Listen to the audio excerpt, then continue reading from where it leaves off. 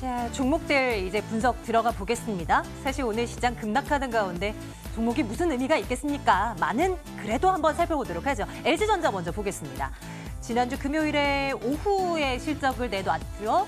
시장 예상보다 안 좋은 실적을 내놨습니다. 스마트폰이야 애초부터 기대를 크게 걸지 않았었던 그런 사업부이고 TV 쪽에서도 수익성이 좀 다소 둔화되게 나오면서 시장 예상보다 좀 그를 하회하는 그런 실적 수치를 내놓게 됐는데요. 지금이 1%대 조정?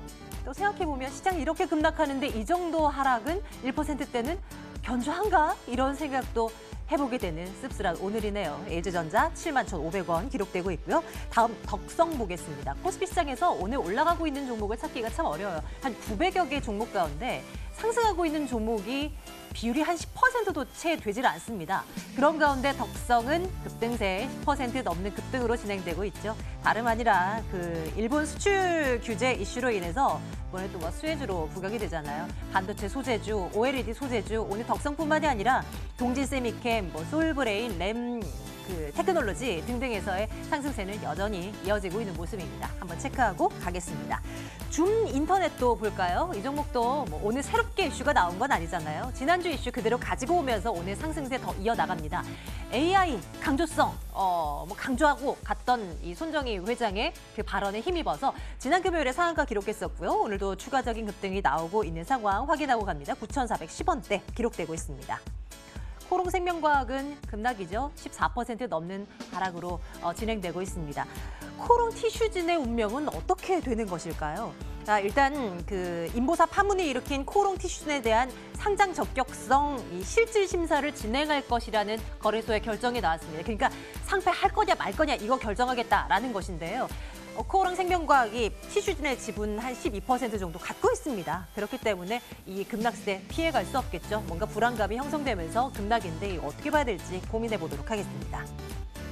애국 소비주들, 오늘 시장에서도 돈 갈 곳이 이렇게나 없습니다. 물론 이슈가 되고 있기 때문에 관련 종목으로도 매기가 쏠리고 있겠지만요. 실질적으로 이들의 실적에도 플러스가 가해질까는 여전히 의문스럽습니다. 어쨌건 일본 제품 불매운동 분위기 속에 우리가 만든 옷, 우리가 만든 술, 우리가 만든 펜 이거 쓰자라는 분위기가 형성되면서 관련주들 또 급등입니다. 모나미, 신성통상 등등에서 강세권 이어나가고 있는데 또 이와 관련된 얘기도 좀 나눠보도록 하겠습니다. 지 콘텐츠를 보겠습니다. 약세권 계속 이어나가고 있겠죠. 미국에서는 디즈니의 주가가 연일 최고가를 기록하고 있는데 국내에서는 콘텐츠주들의 하락세가 두드러지고 있습니다. J-콘텐츠이 오늘 또 3% 가까이 빠집니다. 뿐만이 아니라 CJ ENM이나 스튜디오 드래곤도 요즘 분위기 마찬가지입니다. 그런데 다른 종목은 아니더라도 이 종목만큼은 실적 2분기 잘 나올 것이고 이제 주가 올라갈 가능성이 있다는 얘기들이 스물스물 들립니다. 판단 내려보도록 하겠습니다. 시장에 대한 판단도 또 다른 시각도 챙겨보도록 할게요. 보시는 것처럼 코스닥 지수는 669포인트로 무려 오늘 하루 만에 24포인트 급락이고요. 코스피도 44포인트 뚝 떨어져 있습니다. 2% 넘는 약세권. 어떤 전략을 써야 될지 또 송태훈 과장의 뷰도 챙겨보도록 하겠습니다. 네, 유한태증권 영업부 송태훈 과장과 함께 말씀 나눠볼게요. 과장님 어서 오십시오. 네, 안녕하세요. 아유, 월요일부터 너무 힘들어요. 시장에 대한 판단을 이제 오시는 분들마다 의견을 좀 들어볼까 하는데요. 과장님, 시장 어떤 평가 가능하겠습니까? 당분간은 좀 힘든가요?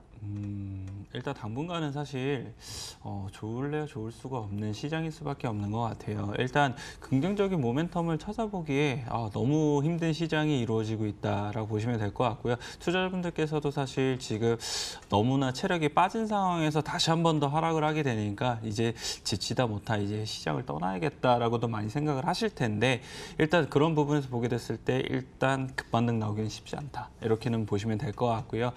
그 이유는 계속적으로 많이 들어오셨을 거예요. 일본 수출 관련해서 상당히 우리는 생각하는 것보다는 더욱더 리스크가 있는 사안이다라고 보시면 될 텐데 사실 국내 이제 하우스에서는 점점 이 맨 처음에는 제한적일 것이다라고 얘기를 했다가 점점 이제 위험하다, 커진다, 안 좋아진다 이렇게 지금 바꿔놓고 있거든요. 근데 이제 사실 보게 된다라면은 미국 시장에서는 처음부터 장기화되게 될 경우에 상당 부분 국내 신용 등급 이라든지 기업들의 이런 부분 안 좋은 영향을 미칠 수가 있고 그리고 한국 경제 성장률이라든지 이런 부분도 안 좋게 이 영향을 미칠 수밖에 없다는 전망을 하게 되면서 그런 부분이 조금 더 강하게 지금 시장에 미쳐지고 있다라고 보시면 될 것 같고요. 코스닥 시장 같은 경우에는 사실 지금 일부의 패닉셀도 살짝 보이는 모습인 것 같아요. 워낙 이제 개인 투자자분들께서 이 보다 못해 이제 매도로 이제 참여를 하시는 모습도 좀 보이는 것 같고요. 다만 이제 거래량이 그렇게 크게 수반되지 않고 있었던 상황에서 사실 외국인 매도라든지 이런 부분이 이어지게 되면서 거기에 따른 이제 많은 파생적인 물량들이 많이 나와서 지금 이렇게 급락을 하고 있다는 점 자체는 시장 아예 끝났다라고 보기는 조금 어려워 보인다라고 볼 수가 있는 것 같고요. 시장은 지금 단기간적으로 힘들기는 하겠지만 이러한 부분이 조금 지나가게 된다라면 시장은 일부 어느 정도 반등으로 다시 돌아설 가능성이 상당히 높아 보인다. 이렇게 볼 수가 있을 것 같습니다.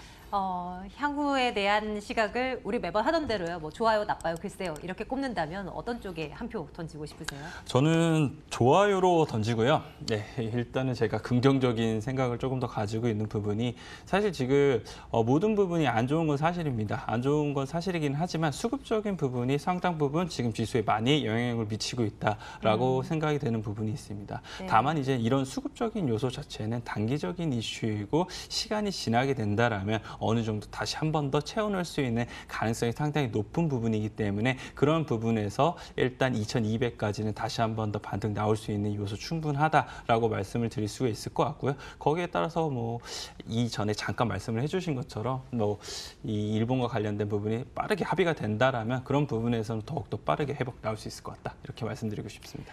사실 오늘 같은 날 종목에 대한 전략을 세운다는 게 참 부질없는 짓이다 이런 생각을 또 한편으로는 많은 분들이 하고 계실 것 같아요. 종목 얘기 그래도 안 하면 너무 서운하니까요. 하나만 갈게요. 내일장 탑픽을 제 콘텐츠라고 가져오셨는데요. 네. 핵심 포인트 어떻게 요약할 수 있겠습니까? 핵심 포인트는요. 일단 어려운 시장 속에서 가장 기댈 수 있는 게 실적이지 않을까 이러한 생각을 좀 해보게 됐었고요. 이런 실적 자체가 계속적으로 2분기에 상당히 좀 좋아질 수 있는 요소가 많다.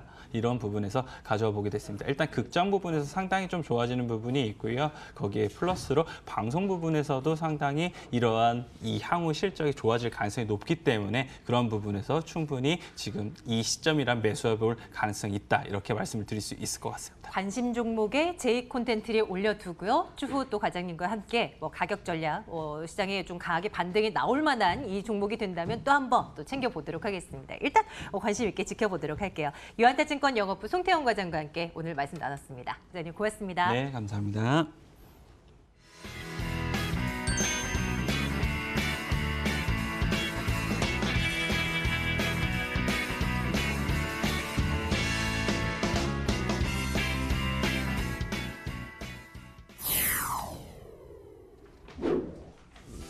좀처럼 양시장 바닥이 잡히지 않고 있습니다. 코스피, 코스닥 모두 시초가에서 고가를 기록한 뒤 쭉 미끄러져 내리고 있는데요. 특히 코스닥은 670선마저 내준 모습입니다. 호가 부근입니다. 마감 예상가 체크해보도록 하겠습니다. 거래소는 2.2% 내림세를 보면서 마감이 예상되고 있습니다. 2070선을 지켜내지 못한 모습이고요. 2062포인트까지 미끄러져 내려온 상황입니다. 코스닥도 분위기가 좋지 않습니다. 낙폭이 더 커지고 있는 모습이고요. 3.8% 내림세 기록하면서 667포인트의 마감 예상이 되고 있습니다. 시가총액 상위 종목의 호가 부분이기도 보겠습니다.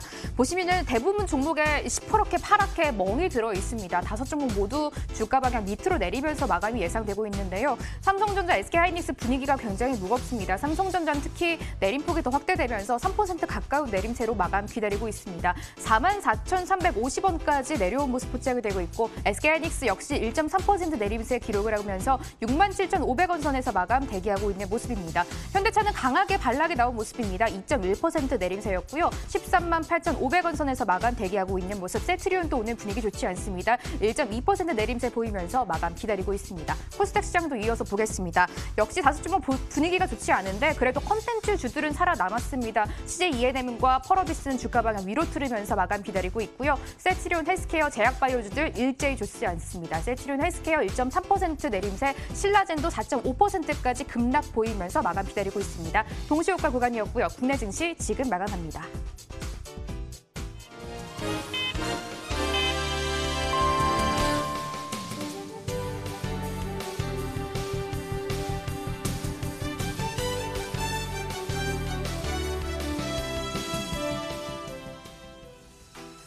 7월 8일 월요일에 힘든 거래가 마쳤습니다. 하방을 자극하는 뉴스가 투성입니다. 일단 세 가지 정도로 정리를 해봤는데요. 먼저 미국의 고용 지표가 시장의 예상보다 훨씬 좋게 나오면서 과도한 금리 인하 기대감에 찬물을 끼얹었습니다. 이에 뉴욕 3대 지수 모두 약보합권에서 하락 마감을 했습니다. 두 번째는 일본 NHK가 한국 정부의 변화가 없으면 일본의 수출 규제 대상 품목을 확대할 방침이다라고 보도를 했습니다. 추가될 품목은 공작 기계와 탐소 섬유 정도로 꼽히고 있고요. 조금 전 3시쯤 문재인 대통령이 처음으로 일본과 관련된 입장을 표명했습니다.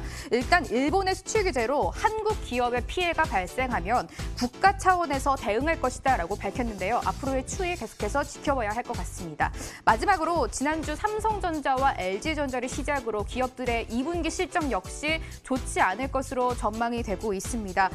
뭐 하나 쉽지 않은 장세가 펼쳐지고 있습니다. 국내 증시 마감가 열어보겠습니다. 7월 8일 월요일입니다. 거래소는 2.2%의 내림세를 유지하면서 마감가를 형성했습니다. 46포인트나 전거래를 비교해서 훌쩍 내려오면서 종가가 잡혔고요. 2064포인트에 오늘 종가를 형성했고 코스닥은 3.6%의 내림세입니다. 오늘 하루만도 25포인트나 훌쩍 급락을 했습니다. 668포인트에 오늘 종가가 잡혔습니다. 수급 체크해 보겠습니다. 일단 양시장 보시면 쌍끌이 매도가 잡혔는데요. 먼저 유가증권 시장입니다. 유가증권 시장에서는 기관이 강하게 매도세를 출회하면서 지수를 끌어내린 모습입니다. 511억 원 팔아내는 모습이었고요. 외국인도 동반해서 126억 원 매도세를 외쳤습니다. 코스닥 시장도 보겠습니다. 코스닥은 보시면 외국인이 주도하면서 팔았습니다. 금액이 976억 원까지 늘어나면서 마감을 했고요. 기관 역시 280억 원 동반 매도 우위를 보였습니다. 마지막으로 특징주 체크하겠습니다. 하락 장세에서 그래도 선방했던 종목 한 종목 체크해 볼 텐데요. 한국 맥널티입니다. 현재 홈플러스, 이마트, 롯데마트 등 대형마트에 자체 원두 제품을 공급하고 있는 기업인데요. 현재 국내 원두커피 시장 점유율 1위 업체입니다. 사측이 일본 커피류를 전량 반품했다라는 소식이 들어오면서 매기가 쏠렸습니다. 16% 급등세가 나오면서 종가가 잡혔습니다. 11,250원에 오늘장 시세를 마무리 지었습니다. 마감 시장 상황이었습니다.